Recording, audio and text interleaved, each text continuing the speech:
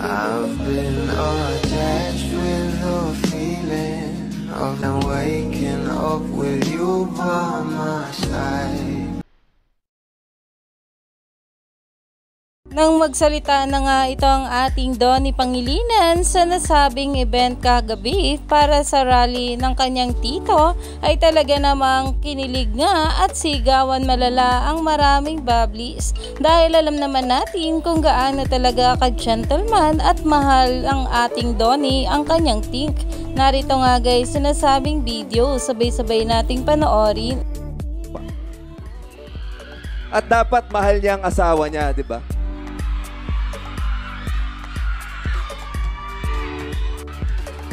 Dapat nga raw mahal niya ang asawa niya. Yes, Donnie, doon tayo sa tapat at loyal dahil ganyan nga talaga ito ang ating Donnie Pangilinan na kung saan ay marami na namang natuwa sa sinabing ito ng ating Donnie na talagang kahit nga hindi sila magkasama ng ating Bel Mariano ngayon ay nasa isip at puso pa rin niya ito.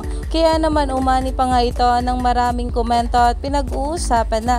Stay tuned lang tayo for more update kila Donnie at Bel sa mga susunod pa na ayuda dahil marami pa nga talaga tayong dapat abangan sa ating couple ngayong araw.